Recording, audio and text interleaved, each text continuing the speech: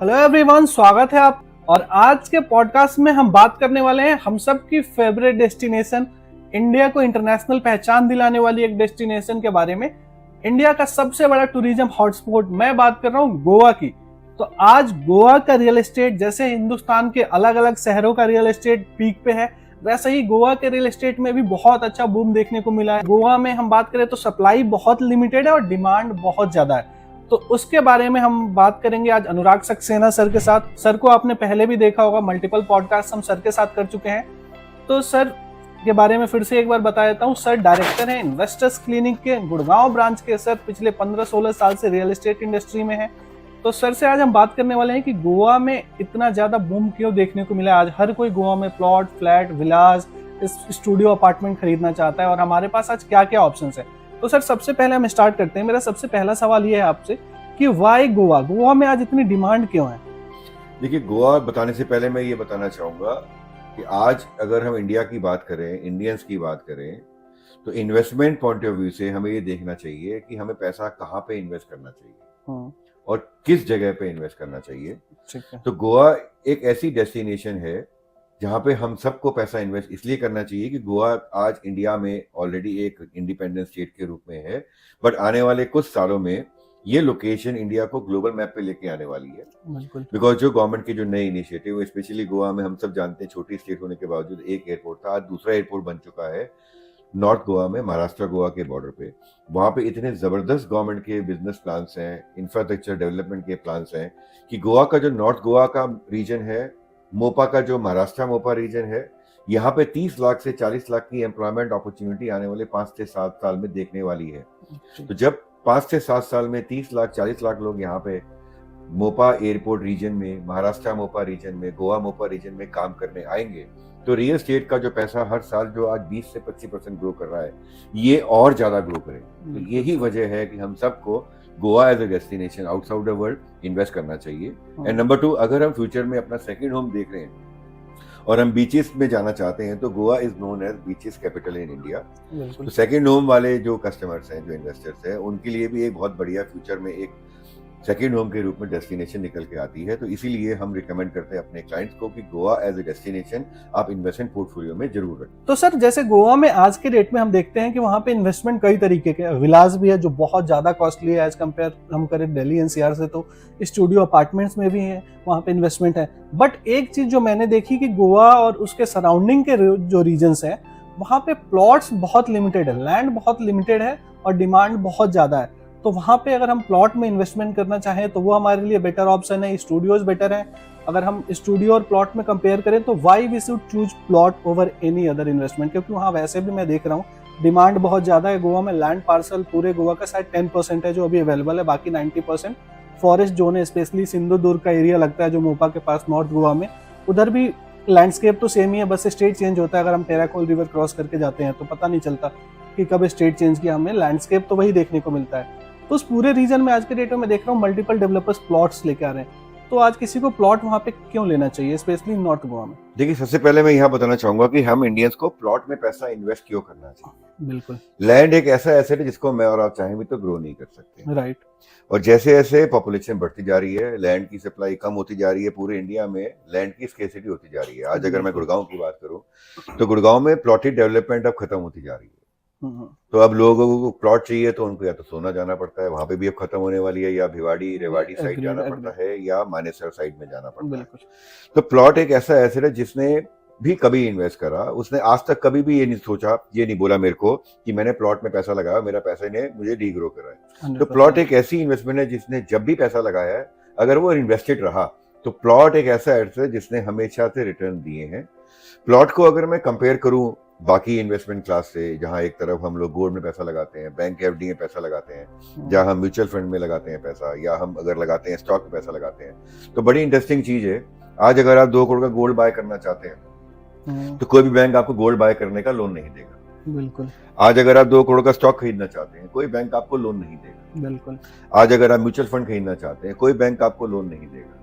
आज अगर आप 2 करोड़ की एफडी करना चाहते हैं तो अपनी सरप्लस सेविंग से ही आपको एफडी खरीदनी पड़ेगी। बट लैंड एक ऐसा एसेट है, प्रॉपर्टी एक ऐसा एसेट है, बिल्टअप प्रॉपर्टी एक ऐसा एसेट है, रिटेल शॉप हो गया, ऑफिस स्पेस हो गया, अपार्टमेंट हो गया, फ्लोर हो गया, विला हो गया या प्लॉट हो गया, हर बैंक लोन करने को तैयार है। तो इवन बैंक के लिए भी सबसे best safest asset under management में आता है आपका मोर्गेज के रूप में प्रॉपर्टी।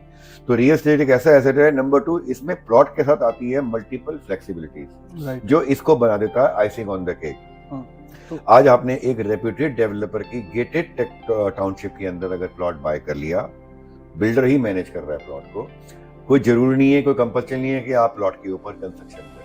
आप 4 साल 5 साल 6 साल अच्छी एप्रिसिएशन देखें, और जब लगे आपको बेस्ट वैल्यू फॉर मनी मिल रही है, जब आपको जरूरत हो, तब आप प्लॉट को बेच के अपना एप्रिसिएशन एनकैश कर लें। नंबर 2, इसमें और एक चीज ऐड करूंगा कि अगर आपको रनिंग इनकम क्रिएट करनी है प्लॉट में, तो आप प्लॉट में इंडिपेंडेंट फ्लोर बनाएं। फ्री होल्ड प्लॉट होगा तो उस पर इंडिपेंडेंट फ्लोर की रजिस्ट्री भी अलाउड है। आप चाहें तो उसको रेंट आउट कर दें, तो आप रेंटल इनकम क्रिएट कर रहे हैं। बीच में जरूरत पड़ी एक फ्लोर बेच दिया, एक में आप रह रहे हैं, या इसमें रेंट आउट कर दिया। फ्यूचर में जरूरत और पड़े तो दूसरा फ्लोर बेच दिया। तो प्लॉट के साथ आती है मल्टीपल फ्लेक्सिबिलिटी। प्लॉट के लिए भी बैंक लोन देते हैं, और कंस्ट्रक्शन करने के लिए बैंक फर्दर लोन दे देते हैं, depending on your loan eligibility. तो प्लॉट के साथ एक आती है सबसे पहली चीज, वो है फ्लेक्सिबिलिटी। दूसरी चीज पीस ऑफ माइंड। तीसरी चीज एक ऐसा एसेट है जिसने पास में कभी डीग्रो नहीं करा। राइट सर, जैसे अभी इंडिया के स्टॉक मार्केट का हाल तो पिछले 10 दिन से सबने देखा, वो तो कहने की जरूरत नहीं है। एंड सर, गोवा में जैसे हम बात करें तो जो नॉर्थ गोवा का रीजन है आज के डेट में, स्पेशली मोपा एंड सराउंडिंग, मतलब साउथ गोवा तो लोग भूल ही चुके हैं आज के डेट में। जिसे भी देखो, जो भी यंगस्टर जा रहे हैं हमारे एज के, सबको जाना है नॉर्थ गोवा। और मोपा के आसपास में, नॉट ओनली इन गोवा, जो महाराष्ट्र सिंधु दुर्ग का एरिया पूरा लगता हुआ है, उस पूरे रीजन में मैं देख रहा हूँ multiple plotting development back to back launch कर रहे हैं मल्टीपल डेवलपर्स। करेक्ट। तो उधर क्यों इतनी ज्यादा डिमांड आ गई है आज के रेट में? साउथ गोवा लोग उतना प्रेफर नहीं कर रहे हैं, और गोवा से लगता हुआ पूरा रीजन महाराष्ट्र का और नॉर्थ गोवा का पूरा मोपा के आसपास का रीजन इतना ग्रो क्यों हो रहा है आज के रेट में? देखिए, इसके पीछे 2 रीजन है, बहुत बड़े रीजन है। नंबर 1, समय के साथ हर शहर का सेंटर चेंज होता है। बिल्कुल। दिल्ली का मैं एग्जांपल देना चाहूंगा। Delhi used to be known as wall city, जब दरियागंज चांदनी चौक के एरिया में सीमित थी। फिर इंडिपेंडेंस के बाद में गवर्नमेंट के ऑफिस आए इंडिया गेट के पास, कृषि भवन, सेना भवन, तो दिल्ली का सेंटर हुआ कनॉट प्लेस। राइट। फिर दिल्ली में जब ज्यादा एम्प्लॉयमेंट अपॉर्चुनिटी आई, गवर्नमेंट ऑफिस आए, तो south Delhi, east Delhi, west Delhi में लोगों ने अपने घर बनाने शुरू करे। बिल्कुल। आज दिल्ली का सेंटर शिफ्ट होकर साउथ दिल्ली में आ चुका है, बिकॉज साउथ दिल्ली से जो दिल्ली के रिपल इफेक्ट है, जो सैटेलाइट टाउन ने जन्म लिया, जिसको हम आज एनसीआर के रूप में जानते हैं, जहाँ एक तरफ नोएडा है, एक तरफ फरीदाबाद है, एक तरफ गाजियाबाद है, एक तरफ गुड़गांव है। तो साउथ दिल्ली से इन सारे सैटेलाइट टाउन की कनेक्टिविटी बहुत अच्छी हो चुकी है, सुपीरियर हो चुकी है, बिकॉज रिंग रोड से कनेक्टेड है सारी चीजें। राइट। तो वहीं अगर मैं गोवा की बात करूं, आज गोवा का सेंटर जो पहले पांजी, जो गोवा की कैपिटल सेंट्रल गोवा में है, जहां पे डब्ल्यूएम एयरपोर्ट हुआ करता था, जो गोवा को 2 भाग में डिवाइड करता था, नॉर्थ एंड साउथ गोवा, आज गोवा का सेंटर आज से लेके 3 साल में बिल्कुल नॉर्थ गोवा में शिफ्ट होने वाला है। बिकॉज नॉर्थ गोवा में आ चुका है बिजिएस्ट एयरपोर्ट इन मेकिंग, जिसका नाम है मोपा एयरपोर्ट, जो ऑलरेडी जो 2 साल पहले ऑपरेशनल हो चुका है। लास्ट ईयर की स्टैटिस्टिक्स बड़ी इंटरेस्टिंग है। लास्ट ईयर 1 करोड़ से ज्यादा लोगों ने गोवा में मोपा एयरपोर्ट पे ट्रैवल करा अपनी ट्रैवलिंग नीड्स को फुलफिल करने के लिए। अब गोवा गवर्नमेंट ने मोपा एयरपोर्ट रीजन में बहुत जबरदस्त इनिशिएटिव लिए हैं। नंबर 1, एक एरो सिटी प्लान की जा रही है 200 एकड़ में। नंबर 2, एक आईटी हब प्लान किया जा रहा है 200 एकड़ में। गूगल और अमेजन जैसी कंपनी यहाँ पे लैंड लेने का सोच रही है। नंबर 3, यहाँ पे इंडस्ट्रियल हब आने वाला है 200 एकड़ से ज्यादा एरिया में, अगेन गोवा मोपा रीजन में। नंबर 4, गोवा की film city is in process to be making, तो गोवा फिल्म सिटी आने वाली है। नंबर 5, बीसीसीआई का इंटरनेशनल क्रिकेट स्टेडियम यहाँ बनने वाला है अगले 4 से 5 साल में। नंबर 6, गोवा में फिल्म सिटी के साथ साथ गोवा एक ऐसी स्टेट है, इंडिया की इकलौती स्टेट है जहाँ पे कैसीनो लीगल है। तो इसके अलावा गोवा के अंदर में एक और डेवलपमेंट आने वाली है, थीम पार्क आने वाला है मोपा रीजन में। तो ये जो इनिशिएटिव है, चाहे वो आईटी हब, इंडस्ट्रियल हब हो, चाहे एरो सिटी हो, चाहे कैसीनो हो, चाहे बीसीसीआई स्टेडियम, फिल्म सिटी या आपका एरो सिटी हो, ये आने वाले 5 से 7 साल में अचानक 30 से 40 लाख नई एम्प्लॉयमेंट अपॉर्चुनिटी क्रिएट करेंगे। अब गोवा में लैंड की स्केर्सिटी है, गोवा में एफआईआर कम है। यही लॉन्ग टर्म विजन देखते हुए नॉर्थ के बहुत सारे नामी गिरामी बिल्डर आज सिंधुदुर्ग डिस्ट्रिक्ट में, जो महाराष्ट्र मोपा रीजन लगता है, जितना फायदा दिल्ली एयरपोर्ट से गुड़गांव को हुआ है, उतना ही फायदा दिल्ली में साउथ दिल्ली, वेस्ट दिल्ली को हुआ है। ठीक उसी प्रकार जितना फायदा मोपा एयरपोर्ट का गोवा को मिलने वाला है, उतना ही फायदा महाराष्ट्र मोपा रीजन को मिलने वाला है। तो आज कम से कम 8 से 9 डेवलपर हैं जो महाराष्ट्र मोपा रीजन में 500 एकड़, 100 एकड़, 200 एकड़ का लैंड एक्वायर कर चुके हैं। उसके 2 रीजन है, एक तो वहां पे एफआईआर ज्यादा है, दूसरा cost of acquisition as compare to Goa is relatively on the lower side. तो आज सही समय है एज इन्वेस्टर, अगर आज आप सही समय पे एक अच्छे डेवलपर के साथ जुड़ते हैं, एक गेटेड कम्युनिटी में प्लॉट बाय करते हैं, तो लॉन्ग टर्म के अंदर 5 से 7 साल में आपकी इन्वेस्टमेंट डबल ट्रिपल 4 टाइम्स भी हो सकती है। पिछले 5 साल में जब से मोपा एयरपोर्ट की न्यूज आई, मोपा रीजन के आसपास हर साल 20 से 25% लैंड के प्राइस ने एप्रिसिएशन देखी है, और ये सिलसिला रुकेगा नहीं, उल्टा और बढ़ने वाला है। बिल्कुल। तो ये बहुत स्ट्रॉन्ग रीजन है मोपा के ऊपर, महाराष्ट्र मोपा रीजन में पैसा इन्वेस्ट करने का। तो सर जैसा कि हम जान रहे हैं कि जो डबलिम एयरपोर्ट है हमारा पुराना गोवा का जो एयरपोर्ट है वो ऑलरेडी एक एयरफोर्स का एयरपोर्ट है, वो पब्लिक एयरपोर्ट नहीं है और अपने कैपेसिटी से बहुत ज्यादा हाई पैसेंजर्स वो डेली बेस पे कैटर करता है, राइट सर? इसीलिए मोपा एयरपोर्ट बनाया गोवा गवर्नमेंट ने कि नया एयरपोर्ट हो जो एयरपोर्ट। करेक्ट। एंड उसके अलावा सर एक न्यूज आई थी जो बहुत बड़ी न्यूज है। इंडिया में कसिनो हम देखते हैं सिर्फ एक ही सिटी में है, दैट इज गोवा। और दुनिया में जितने भी सिटीज में कसिनो है आज के डेट में वो वर्ल्ड में एक बहुत बड़ा टूरिज्म हॉटस्पॉट है। Las Vegas in USA everyone knows. फिर हम बात करें चाइना में मकाऊ, हर कोई जान रहा है, पूरी दुनिया के अंदर फेमस है। लाखों लोग साल में वहाँ पे कसिनोज के लिए सिर्फ जाते हैं। लॉस वेगास एंड मकाऊ में करने को सिर्फ कसिनोज ही है, उसके अलावा वहाँ पे कुछ स्पेशल नहीं है। करेक्ट। तो गोवा में अब तक हम देखते थे कि लिमिटेड नंबर ऑफ कसिनोज थे और वो सारे वाटर के ऊपर होते थे, कोई भी लैंड पे नहीं था। करेक्ट। जैसा अभी हम जाते हैं big daddy is one of famous casino, वो भी वाटर के ऊपर है।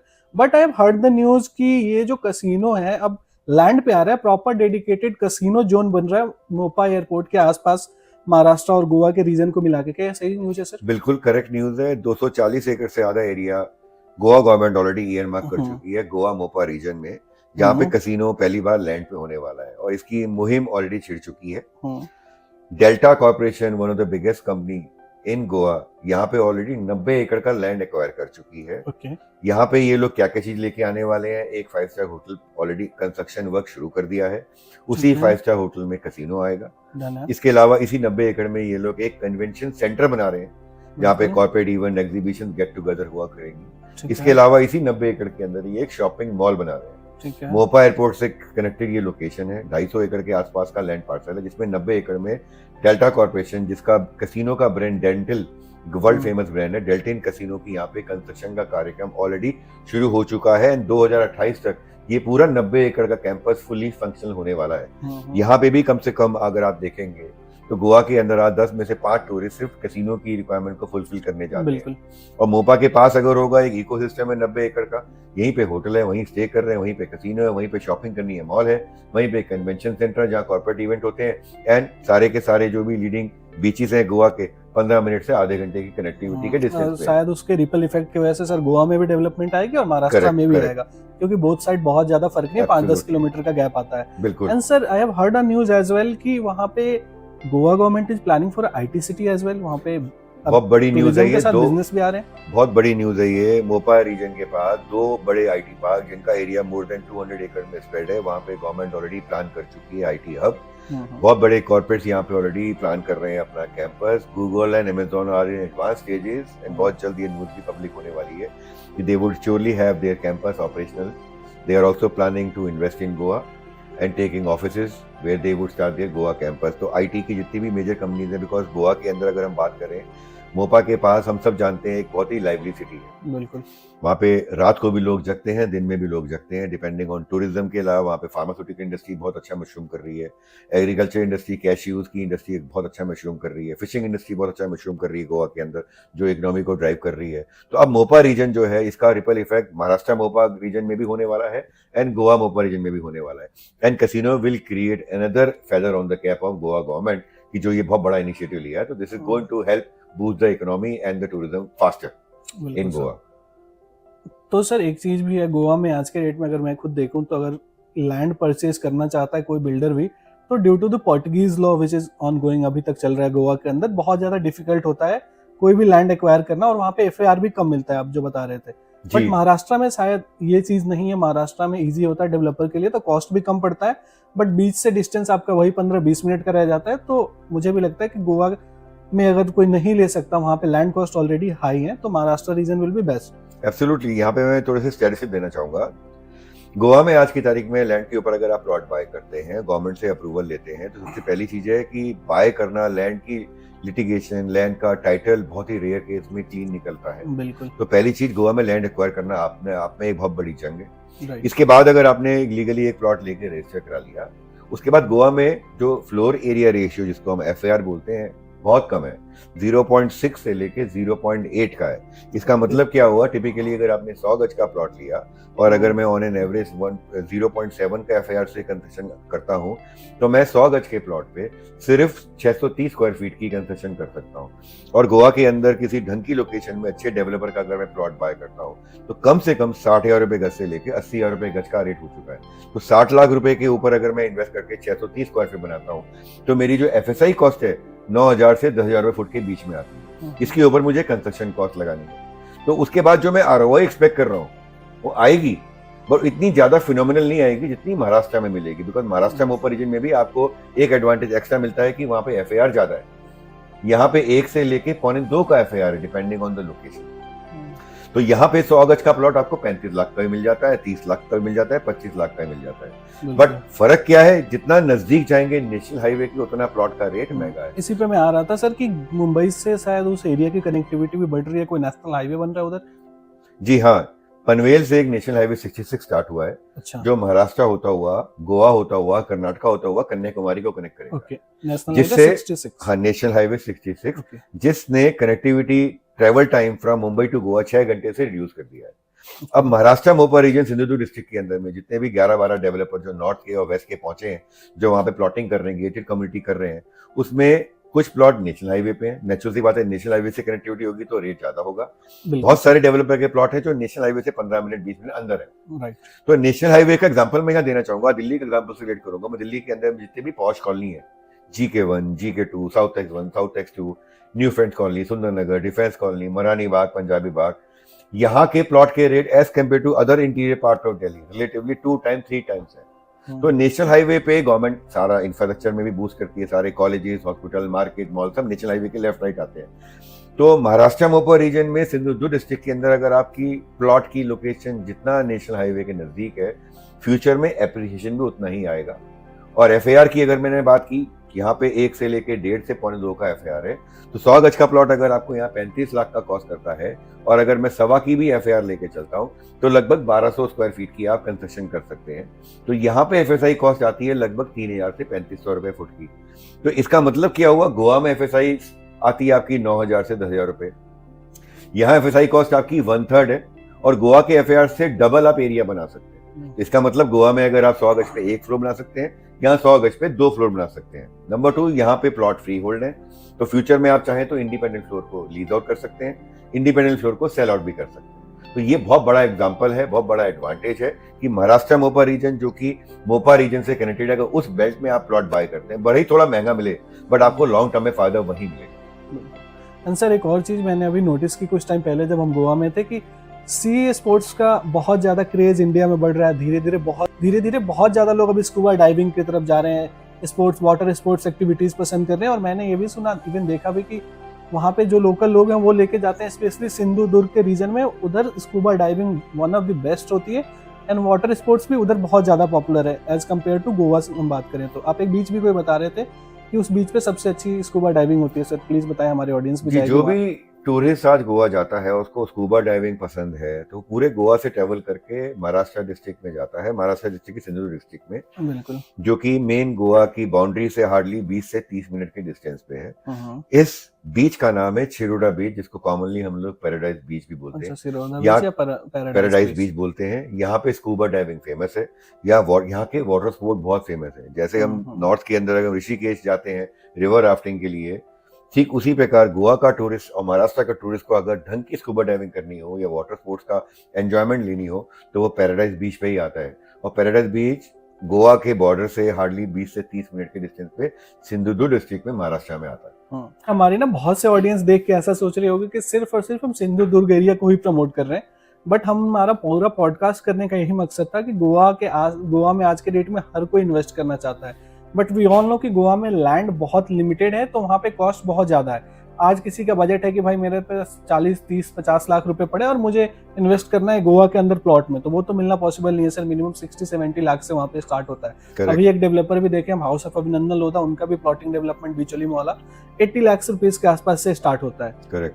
तो सिमिलर लोकेशन गोवा जैसा ही बिल्कुल आपको सेम एनवायरनमेंट मिलता है। अगर रास्ते में कहीं चेक पॉइंट पुलिस का ना मिले, तो यू कैन नेवर टेल कि आप महाराष्ट्र में हो या फिर गोवा में हो। सेम लैंडस्केप, सेम बीचेस, सब कुछ सेम मिलता है, सिर्फ स्टेट चेंज हो जाता है, बॉर्डर चेंज हो जाता है। तो बॉर्डर के उस साइड महाराष्ट्र में लैंड अभी कम प्राइस में अवेलेबल है और डेवलपमेंट अभी नया आ रहा है, तो आप इनिशियल प्राइस पे एंटर होते हो और 35-40 लाख रुपए में आपको प्लॉटिंग डेवलपमेंट मिल जाती है, एक अच्छे डेवलपर मिल जाते हैं। वहाँ पे बहुत सारे नए डेवलपर नॉर्थ इंडिया से भी वहाँ पे जा रहे हैं। तो एक गेटेड टाउनशिप के अंदर 35-40 लाख में आप आराम से गोवा के अंदर अपना प्लॉट ओन करने का सपना पूरा कर सकते हो।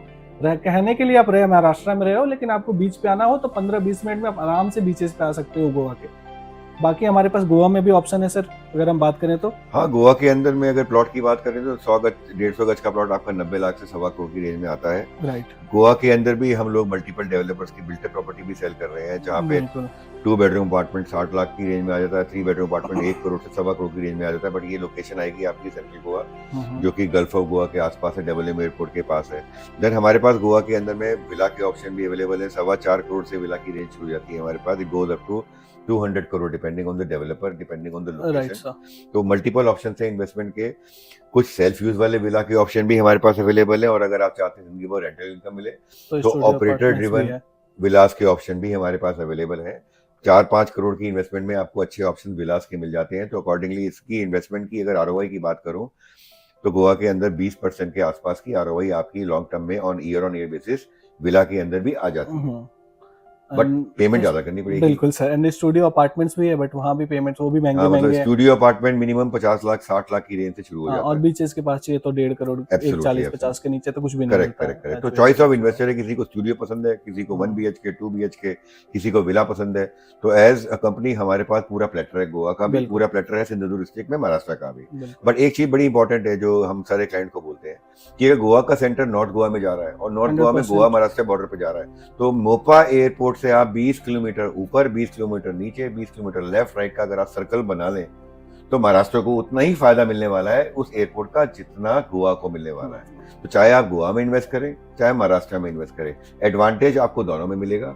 अब चॉइस आपकी है, अगर प्लॉटेड गेटेड डेवलपमेंट में आपको पैसा लगाना है तो जहां एक तरफ नेशनल हाईवे पे प्लॉट्स अवेलेबल है लेकिन वो थोड़े महंगे हैं, नॉन नेशनल हाईवे के प्लॉट थोड़े इकोनॉमिकल है, चॉइस आपकी है। बट आगे लॉन्ग टर्म के अंदर एप्रिसिएशन आपको नेशनल हाईवे के एडजेसेंट प्लॉट पे ज्यादा मिलेगा। ये हम दिल्ली एनसीआर के सारे एग्जांपल, चाहे GK1 GK2 जो मैंने आपको थोड़ी देर पहले एग्जांपल बताए, हिंदुस्तान में हमेशा हाईवे की प्रॉपर्टी एब्सोल्युटली कहीं पे भी आप जाएं हाईवे के लेफ्ट राइट पे आपको प्रीमियम ज्यादा मिलेगा। बिल्कुल, सबसे ज्यादा जल्दी वहाँ पे गवर्नमेंट वहाँ पे इंफ्रास्ट्रक्चर ग्रो करती है। मेट्रो भी फ्यूचर में अगर आएगी तो मेन हाईवे पे आएगी। हॉस्पिटल, कॉलेज, मार्केट अगर आएंगे नेशनल हाईवे के विसिनिटी में आएंगे। तो national highway is a national highway जो इंडिया की ग्रोथ स्टोरी को ड्राइव करता है, इंडिया की बैकबोन को ड्राइव करता है। तो मैं तो पर्सनली अगर मेरे से आप पूछें और मेरे पास चॉइस हो, गिवन अ चॉइस, एक प्लॉट मेरे को गेटेड प्लॉटेड डेवलपमेंट 30 लाख का प्लॉट मिल रहा है बट वो नेशनल हाईवे पे है, और नॉन नेशनल हाईवे मुझे 20 लाख का मिल रहा है, I would strongly bat my egg on 30 lakh property because वो नेशनल हाईवे पे कनेक्टेड है। अच्छा सर, हमने गोवा की बहुत अच्छी बातें कर ली, सब कुछ कर ली, बट एक सवाल, इस साल हमने हर जगह न्यूज़ देखा है, बहुत ज़्यादा न्यूज़ देखा है कि गोवा में टूरिज्म बहुत ज़्यादा डिक्लाइन हो गया है, लोग वहाँ पे नहीं जा रहे हैं। और दूसरा एक क्वेश्चन हम बहुत देखा, मैंने यूट्यूब पे, सोशल मीडिया पे आज के डेट में बहुत पॉपुलर हुआ था बीच में, तो कि वो लोकल्स गोवा के टूरिस्ट को हेट करते हैं। तो क्या ये सच है? और इस साल अगर डिक्लाइन आया था तो रीज़न क्या रहा? और इन्वेस्टमेंट में क्या फ्यूचर में कोई रिस्क है गोवा में अगर करता है कोई? तो देखिए, कोई भी टूरिज्म डेस्टिनेशन, चाहे वो हिल्स की बात करें, नैनीताल की बात करूँ, शिमला की बात करूँ, कुल्लू की बात करूँ, मसूरी की बात करूँ, काठमांडू की बात की जाए, कश्मीर की बात की जाए, चाहे बीचेस की बात की जाए, तो अगर सबसे पहला एक ही नाम गोवा आता है। आज अगर मैं 100 इंडियंस को पूछूं कि अगर आपको सी बीच पे जाना है तो कौन सी लोकेशन पे जाना चाहेंगे, तो 100% ब्रांड रिकॉल आती है गोवा की। अब गोवा के अंदर में आज की तारीख में अगर लास्ट ईयर थोड़ा डिप आया, इट डजंट मीन कि टूरिज्म में डिप परमानेंट है। गोवा की इकोनॉमी में tourism is hardly 1/3। Remaining industry भी गोवा में मशरूम कर रही है जो गोवा की इकोनॉमी को ड्राइव करती है। तो ऑलमोस्ट 30%, अगर गोवा में 100 रुपए का बिजनेस होता है साल का, 100 में हार्डली 30 रुपए टूरिज्म कंट्रीब्यूट करता है। रिमेनिंग 70% में there are 5 other big industries जो बहुत कम लोग जानते हैं। Fishing is one of them, pharmaceutical is one of them, IT industry बहुत अच्छा ग्रो कर रही है वहाँ पे। देन आपका माइनिंग बहुत अच्छा इंडस्ट्री ग्रो कर रही है, एग्रीकल्चर बहुत अच्छा ग्रो कर रही है, and wine industry of course. Correct. तो चाहे एग्रीकल्चर हो, फिशिंग हो, फार्मास्यूटिकल इंडस्ट्री हो, आपका इंडस्ट्री माइनिंग बहुत बड़ी इंडस्ट्री है। तो इकोनॉमी को ड्राइव करने के लिए गोवा में सिर्फ टूरिज्म नहीं है, tourism is one of the 6 main growth lever. लेकिन अगर बाकी चीजों को आप देखेंगे तो इस समय north Goa is going to be the centre of attraction. मैं बार बार रिपीट करूंगा, गोवा का सेंटर शिफ्ट होके नॉर्थ गोवा जा चुका है। गवर्नमेंट के इनिशिएटिव इतने जबरदस्त हैं कि north Goa surrounding Mopa region 30 lakh से 40 लाख की एम्प्लॉयमेंट अपॉर्चुनिटी अगले 7 से 8 साल में इसी रीजन में विटनेस होने वाली है।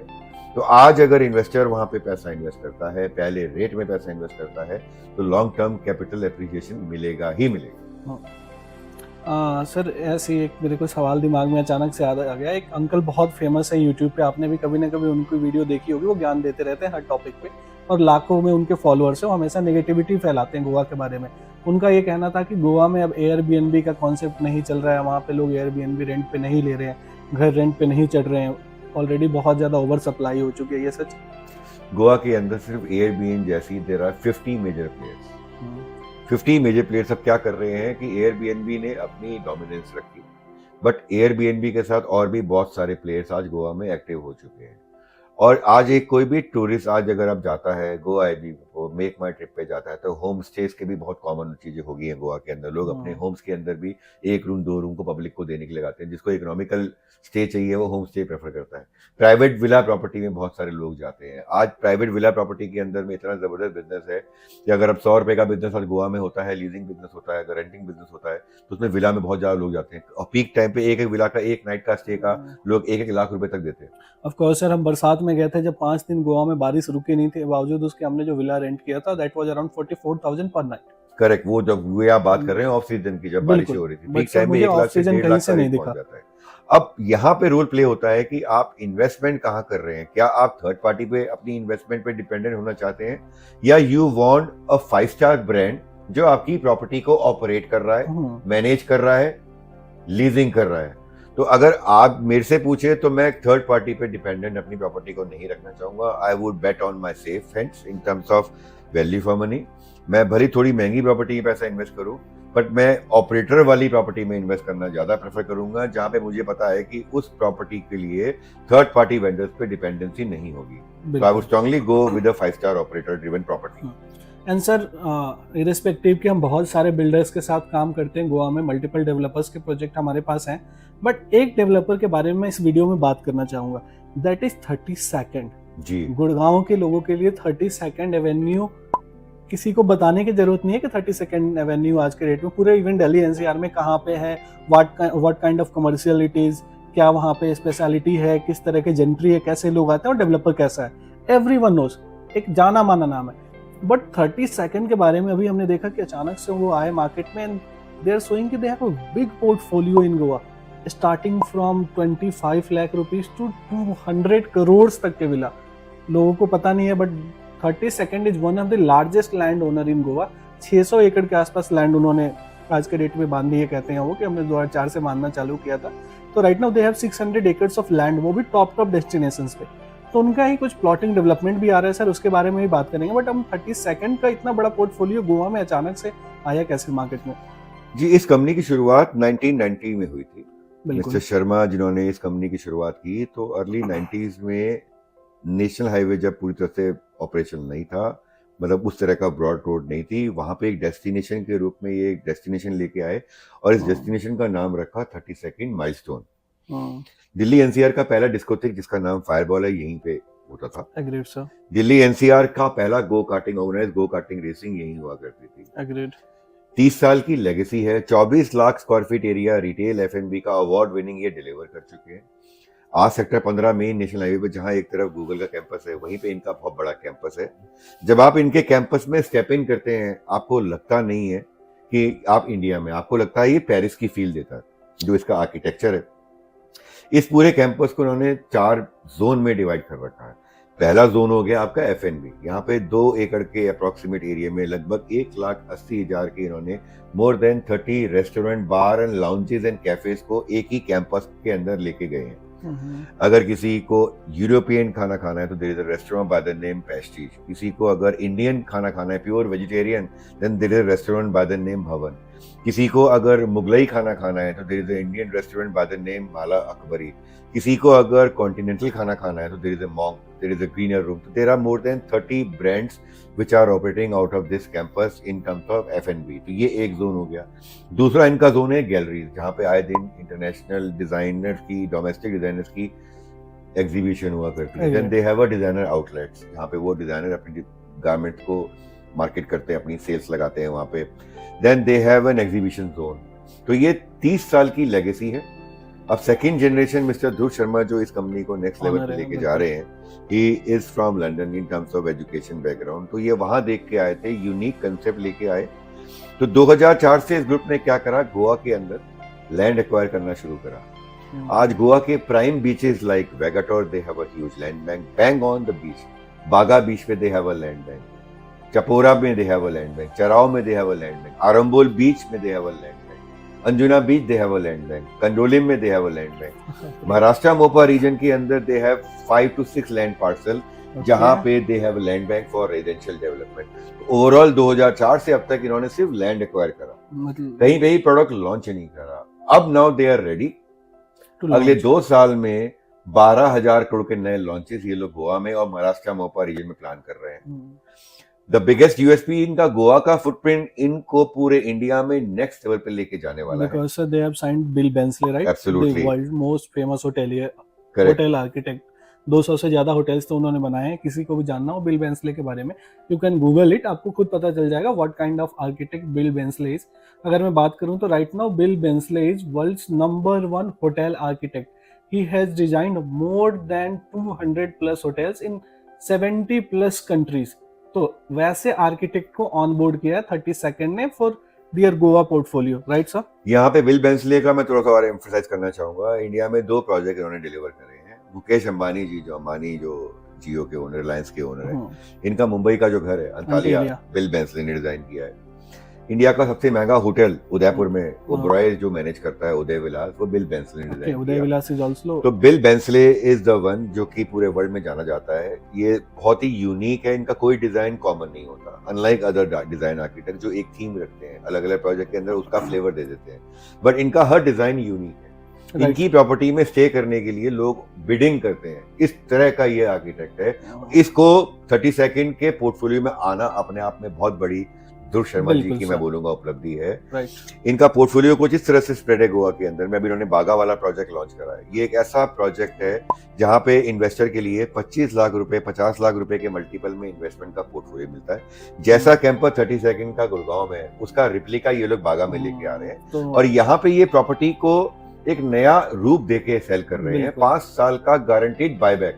आज आपने 1 करोड़ रुपया बागा में इनके F&B में इन्वेस्ट करा, फर्स्ट 2 ईयर्स में 12% की रिटर्न, सेकंड ईयर में अगेन 12% की रिटर्न फर्स्ट 2 ईयर्स में आई, थर्ड 4th 5th ईयर में 8% की रिटर्न। तो 1 करोड़ आपने इन्वेस्ट करा, पहले 2 साल में 24 लाख आपके अकाउंट में आ गया, अगले 3 साल में 8 लाख आ गया, 48 लाख आपको 5 साल में स्प्रेड आपके बैंक में आया। आज ही जब आप 1 करोड़ रुपए बिल्डर को देते हैं, बिल्डर आपको आज इसके ऊपर 50 लाख के प्रीमियम के साथ 5 साल बाद का 1.5 करोड़ रुपए का पीडीसी चेक दे देता है, जो कि एग्रीमेंट में मेंशन करता है। तो ये एक guaranteed double your money back, guaranteed buyback offer के साथ बागा में यूनिक कंसेप्ट लेके आए।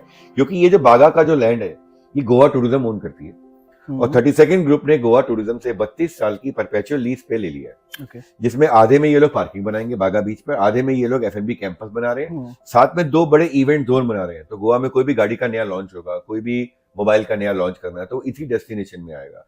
यहाँ पे ये लोग 9 अलग अलग तरीके के पॉट्स बना रहे हैं। ग्राउंड फ्लोर, फर्स्ट फ्लोर की कैपेसिटी वाले पॉट्स होंगे, जहाँ जोनिंग ऑलरेडी ये लोग कर चुके हैं। एक में आपको मिलेंगे, बिकॉज गोवा में पूरा वर्ल्ड का टूरिस्ट आता है, तो एक में मिलेगा आपका मैक्सिकन रेस्टोरेंट एंड बार, वहीं दूसरे पॉट में मिलेगा आपको इंडियन रेस्टोरेंट एंड बार, तीसरे मिलेगा आपको कॉन्टिनेंटल रेस्टोरेंट एंड बार, एक में मिलेगा आपको डिस्कोथीक, एक में मिलेगा 24/7 कैफे, एक में मिलेगा VVIP एक्सेस वाली लाउंजेस जहाँ पे VVIP इवेंट हुआ करेंगे। तो इस तरह का कंसेप्ट बना रहे हैं, बिकॉज बैंक ऑन बीच है। फर्स्ट फ्लोर के ऊपर जो पॉट का टेरेस होगा वो कंबाइन करके वहां पे रूफटॉप कैफे बनाए जाएंगे। What they are expecting is on a weekday 30,000 to 40,000 visitors. Of course, on a weekend 50,000 60,000 visitors will come for their eating and F&B requirements. ये बन जाएगा अपने आप में एक यूनिक वैल्यू प्रोपोजिशन। इसके अलावा they have multiple other land parcel. जैसे आप हमारी टीम से मिलेंगे, they would love to share more details. बिल्कुल, दिए गए नंबर पे आप कॉल कर सकते हो, व्हाट्सएप कर सकते हो। We will share the 32nd portfolio in Goa. और हाँ, 32nd का जो बागा बीच वाला जो कमर्शियल है ना सर, हम ये कहना चाह रहे हैं बेसिकली कि जो भी कोई अगर पैसा उस कमर्शियल में आज लगाता है 1 करोड़ रुपए, तो 5 साल बाद गारंटेड उसको 1 करोड़ 98 लाख रुपए मिलना है। करेक्ट, एक का दो ऑफर है, double your money back with guaranteed buyback, right. Buyback. शायद ही कोई डेवलपर दिखाता इतना बड़ा हिम्मत कि वो बाईबैक आज कमिट करके दे रहा है और एडवांस में तो चेक भी दे रहे हैं ये। करेक्ट, और वो भी एग्रीमेंट में लिख के दे रहा है, जो चेक नंबर उसने इश्यू करा पीडीसी चेक, वो एग्रीमेंट में चेक नंबर बैंक नेम के साथ लिख के, डेट के साथ लिख के दे रहा है। That shows the intent of the developer. बिल्कुल सर। एंड इसकी ये स्कीम जो प्रमोट कर रही है वो है मलाइका अरोड़ा, बॉलीवुड एक्ट्रेस। करेक्ट, वो इस स्कीम को प्रमोट कर रही है बहुत correct. अच्छे से। तो आप में से जो लोग भी गोवा जा चुके हैं या गोवा जाते हैं, तो बागा बीच तो हर कोई जाता है। बागा बीच पे बिना फोटो खिंचाए किसी की गोवा की ट्रिप पूरी नहीं होती। तो बागा बीच पे जब आप जाते हो तो जिस जगह पे आप अपनी कार को पार्क करते हो ना, बागा बीच से सिर्फ 50-60 मीटर पहले वो पार्किंग है जहाँ पे सब लोग अपनी गाड़ियां पार्क करते हैं। एंड वहाँ पे बहुत छोटे छोटे आपको रेस्टोरेंट्स वगैरह भी देखने को मिलते हैं। एंड बहुत सारे आउटडोर में शॉपिंग की चीजें मिलती है, बीच के कपड़े भी मिल जाते हैं वहाँ पे, और आप फिर बीच पे चले जाते हो। हार्डली 50 मीटर जहाँ पे जाके बागा बीच पे एक ही जगह है जहाँ हर कोई अपनी गाड़ियां पार्क करता है। तो आज के डेट में जब आप वहां जाएंगे ना, तो वहां पे आपको टीन सेट से पूरा एक एरिया कवर दिखेगा। Correct. जो लोग अभी हाल फिलहाल गए हो या हाल फिलहाल अगर कोई जाने वाला है, तो आप जब बागा बीच पे जाइएगा तो वो एक बार नोटिस करिएगा, उस पार्किंग के पास में आपको टीन सेट से पूरा एरिया कवर दिखेगा। वहीं पे 32nd एवेन्यू गोवा का पहला ऑर्गेनाइज रिटेल लेके आ रहा है। ये ऐसा कॉन्सेप्ट है जो इंडिया ने पहले नहीं देखा। वहां पे शॉपिंग भी मिलेगा आपको, फाइन डाइन भी मिलेगा, पार्टी हब भी है, और रूफटॉप कैफेज एंड बार भी आ रहे हैं। तो जो बागा बीच पे आप इधर उधर ढूंढते हो कैफेज, कभी कहीं पे कोई कैफे अच्छा है, कोई अच्छा नहीं है, तो कौन सा क्लब अच्छा है, तो वो सारी चीजें आपको एक ही जगह मिलेगी, बीच पे बिल्कुल। 32nd एवेन्यू के नए कमर्शियल में 1 करोड़ की इन्वेस्टमेंट है, 1 करोड़ 98 लाख आता है, और वहां पे इन्वेस्टमेंट सिर्फ 25 लाख रुपए से स्टार्ट हो जाता है। मतलब 25 लाख लगाते हो तो समवेयर 48 लाख रुपीस का रिटर्न आता है, राइट सर? 49 लाख 50 लाख रुपए आपका डबल हो जाता है। तो इससे बेहतरीन ऑप्शन गोवा में इन्वेस्टमेंट का, ये आप गोवा की इन्वेस्टमेंट मत समझो, ये आप ये समझो कि आपका पैसा 5 साल में डबल हो रहा है। Correct. बिल्कुल सर, बिल्कुल। सर अभी हम बात करने वाले हैं, उनका एक प्रोजेक्ट आ रहा है 32nd सेरेनिया के नाम से, जो प्लॉटिंग डेवलपमेंट लेके आए। हमारे दिल्ली एनसीआर के लोगों को सबसे ज्यादा जमीन समझ में आती है कि रजिस्ट्री हो जाए, मेरी अपनी जमीन हो, स्टूडियो अपार्टमेंट वगैरह समझ में लोगों को उतना नहीं आता कि मेरी जमीन हो, मैं अपनी मर्जी से जैसा बनाना चाहूँ बना सकता हूँ। तो इस टाउनशिप के बारे में थोड़ा ब्रीफ करेंगे सर, ये 32nd सेरेनिया। देखिए, 32nd सेरेनिया का सबसे बड़ा यूएसपी की लोकेशन। बिल्कुल। नेशनल हाईवे 66 जिसकी मैंने थोड़ी देर पहले आपसे बात की, जो कि पनवेल मुंबई से शुरू होता है, महाराष्ट्र होता हुआ, गोवा होता हुआ, कर्नाटका के बाद कन्याकुमारी को कनेक्ट करता है। मोपा एयरपोर्ट से हार्डली 25 मिनट के डिस्टेंस पे मेन नेशनल हाईवे 66 पे इनका 57 एकड़ का लैंड पार्सल है, जिसको 4 से 5 फेज में डेवलपर का बेचने का प्लान है।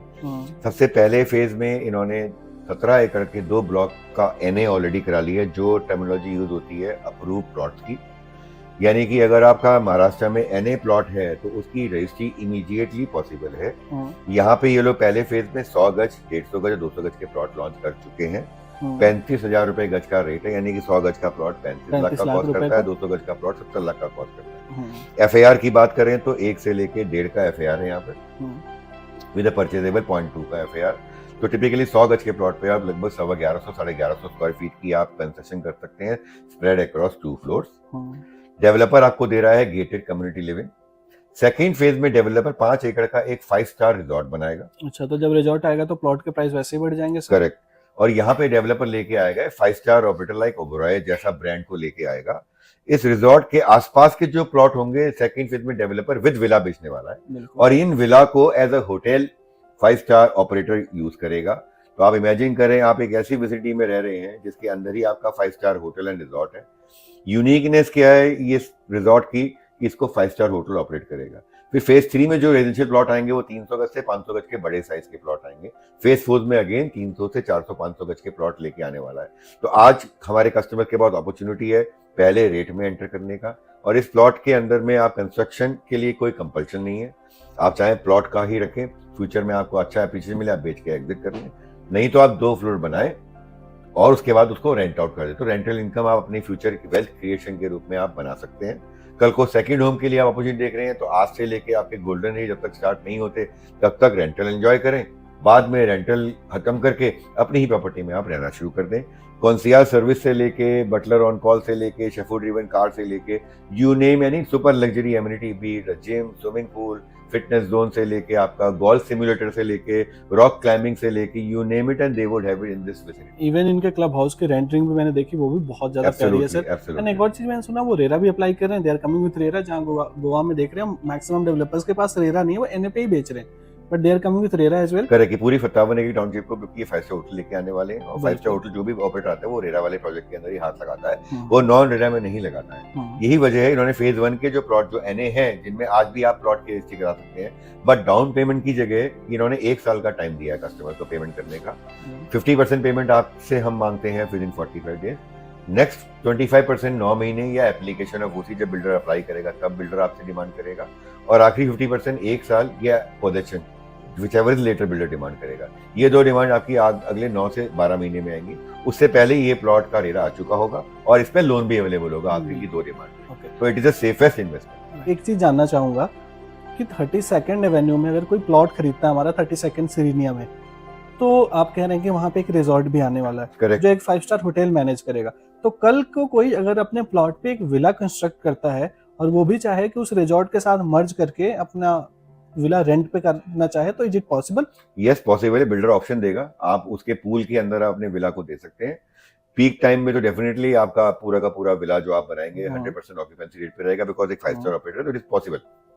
तो सर आपने बहुत कुछ बता दिया गोवा के बारे में, एंड हम ये भी बताना चाहूंगा अपने ऑडियंस को कि सर रेगुलर बेसिस पे एक वेबिनार भी करते रहते हैं ऑनलाइन, तो आपके कोई FAQ है, आप चाहते हैं कि सर से कुछ क्वेश्चंस पूछने हैं, आपके कोई डाउट है, या इस प्रोजेक्ट के बारे में ज्यादा डिटेल में आप जानना चाहते हैं ना, तो सर का रेगुलर बेसिस पे वेबिनार भी होता रहता है, तो आप सर से कोई क्वेश्चंस पूछना हो, कोई डाउट हो, आप इजीली पूछ भी सकते हैं। थैंक यू सो मच, आपने अपना कीमती समय दिया और बहुत क्लियरिटी दी गोवा के बारे में। Thank you so much, was Indeed my pleasure. Thank you Javed, thank you so much, thank you, नमस्कार।